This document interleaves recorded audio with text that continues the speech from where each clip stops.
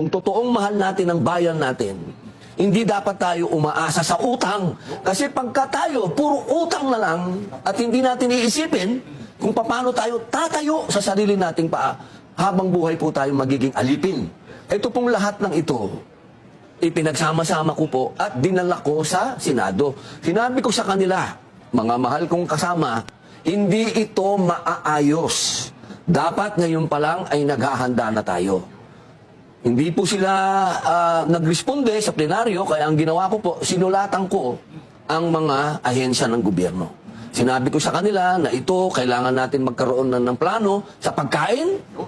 Number 1, pagkain. Number 2, langis, kung saan tayo kukuha. Pangatlo, sabi ko sa kanila, kailangan makahanap tayo ng lugar. Katulad po, isipin nyo, ganun kagaling ang ating dating Pangulo. Nakita na niya na kailangan tayo magkaroon ng sariling supply ng langis. At nasan ba yun?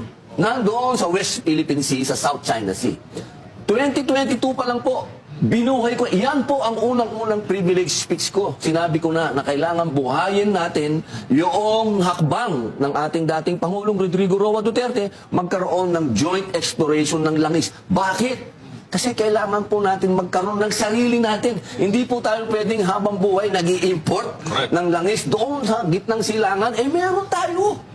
At higit sa lahat ako, sumunod na aking privilege speech ay yung ating, kung natatandaan niyo po yan, at alam ko na pati ang ating mahal na Pastor Apollo Kibuloy, tulungan niya ako dyan, yung ating Sabah claim.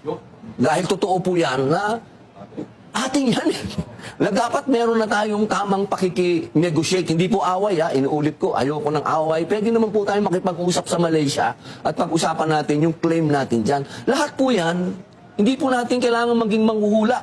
Maging tama lang ang ating analyzation. Kung totoong mahal natin ang bayan natin, hindi dapat tayo umaasa sa utang. Kasi pagka tayo, puro utang na lang at hindi natin iisipin kung paano tayo tatayo sa sarili nating paa, habang buhay po tayo magiging alipin. Kaya po ngayon, alipin tayo. Hindi po tayo literal na pinahagupit ng mga pamalo, pero hinahagupit tayo ng presyo. Pagtaas ng ganito, nawawala ang gasolina after 30 days. Lahat po yan nakalulungkot. Kaya po sana, ang sinasabi ko sa mga kasama ko, lagi, paulit-ulit, huwag tayong maging bulag sa usapin ng pagiging patriotic.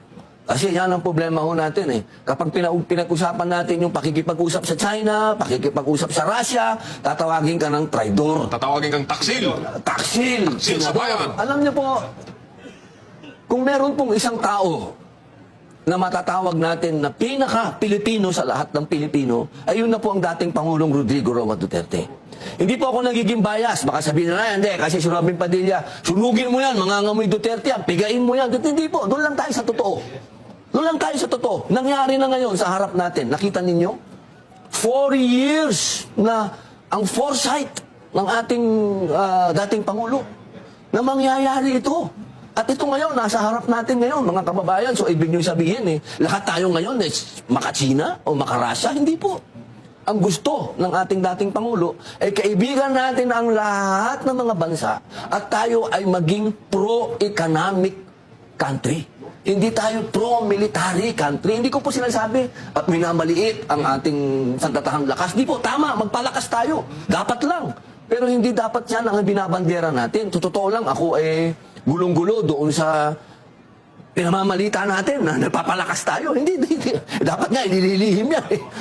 Pero dapat, ang unahin natin, ang kababayan natin, ang mga Pilipino maging malakas. Sila muna. Paano sila magiging malakas? Iahon natin sila sa kahirapan. Kapag yan kumain na ng tama sa 3 beses sa isang araw, may magandang trabaho, may magandang sweldo, may tahanan na pwede niyang tawagin na kanyang kaharian. Yan ang magiging pinakamatibay na Pilipino. Yan ang pinakamatibay na ating sandata. Yung healthy na Pilipino. Kaya, sa totoo lang po, lahat ng ito, sinabi na sa atin ng dating Pangulo . Hindi na ito bago.